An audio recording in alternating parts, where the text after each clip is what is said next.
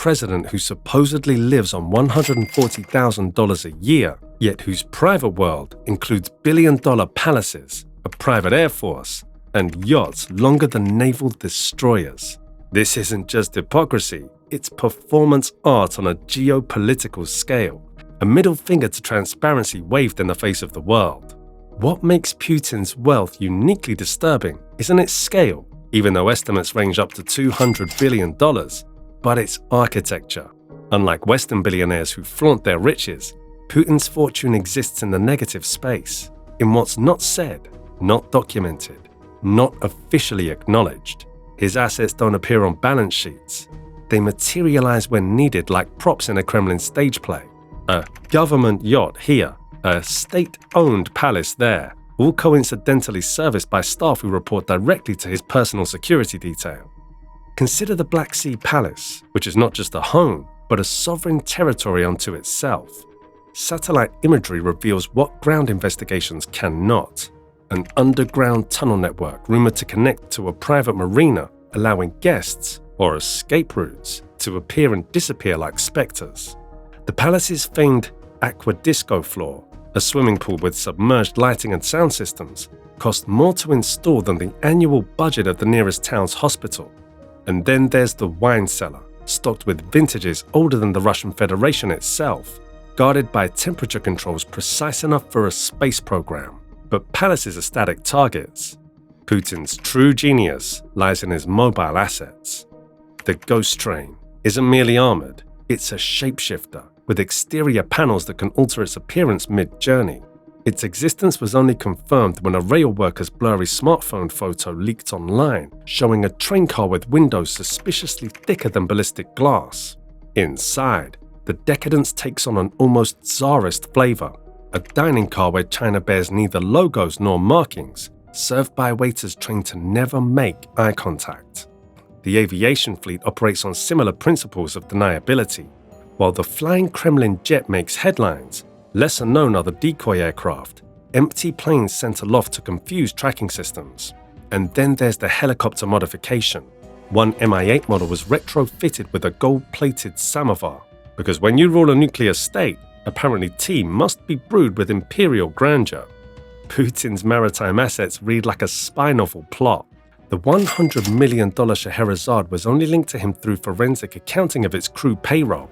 Turns out, the chefs and deckhands were drawing salaries from a foundation whose other employees just happened to work at the Kremlin.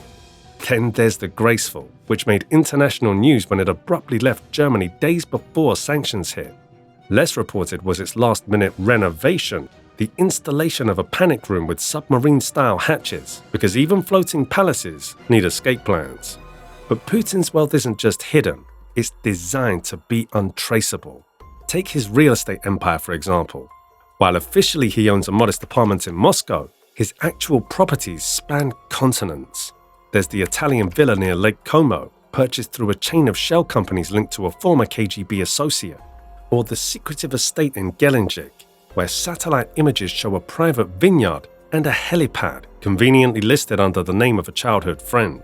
These aren't just homes, they're waypoints in a global network of influence, places where deals are made off the books and loyalty is rewarded in luxury. Then there's the matter of his gifts. Putin doesn't buy his most extravagant possessions, they're given to him, a loophole that keeps his name off official records.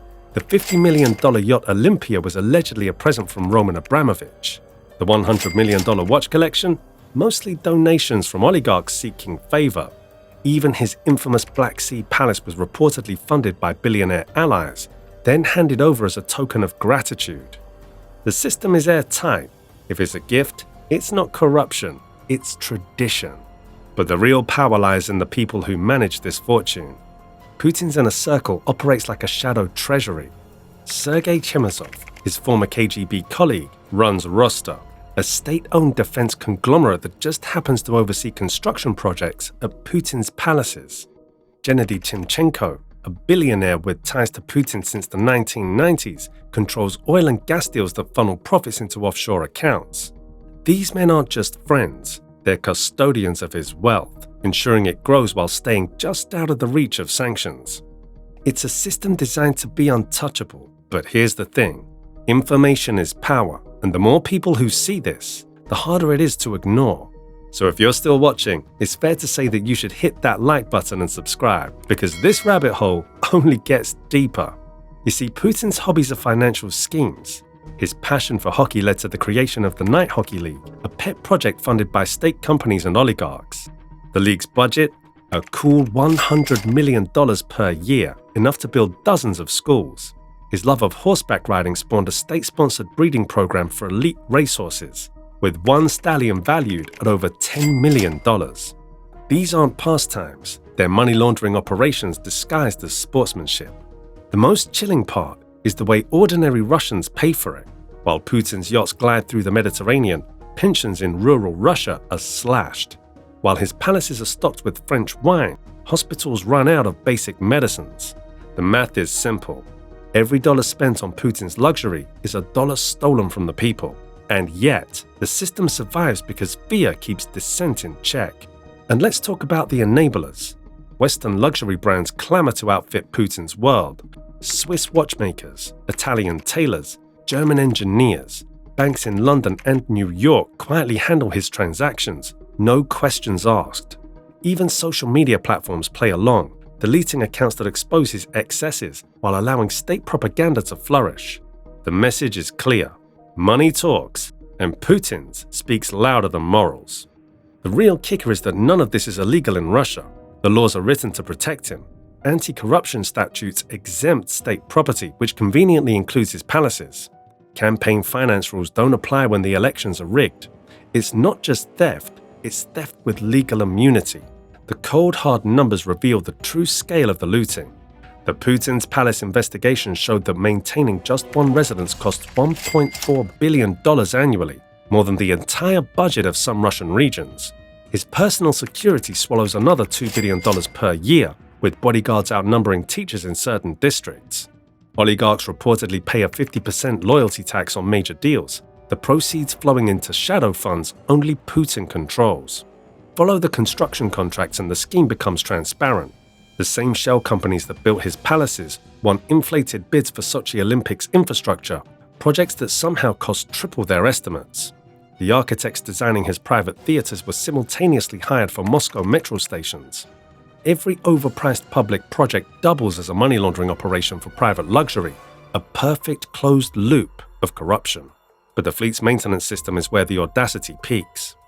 These yachts don't dock at ordinary marinas. They're serviced at private naval bases staffed by uniformed officers. Fuel costs charged to the Defense Ministry under training exercises. When a deckhand on the Galaxy tried to whistleblow about the onboard caviar budget, he vanished, re-emerging months later at a Siberian prison on unrelated embezzlement charges. Putin's timepieces deserve their own documentary. The $500,000 Erlanger and Suna turbograph would be ostentatious on anyone else. But Putin, it's a flex about who makes the rules. Watch analysts have noted a disturbing pattern. Several ultra-rare pieces in his collection were last seen at auction going to anonymous buyers through Swiss intermediaries. What's more, the watches frequently disappear from his wrist after international sanctions are announced, only to be replaced by modest Russian-made models during press conferences. This isn't about envy, it's about anatomy. Dissecting how a man converts political power into personal plunder with every golden toilet brush, every armored train car, every missing super yacht serves the same purpose: to demonstrate that in Putin's Russia, the rules are whatever he can get away with. So here's the real question. When we finally see the full picture of his wealth, if we ever do, will it shock us? Or will we realize we've been watching the greatest heist in history unfold in slow motion, hiding in plain sight all along?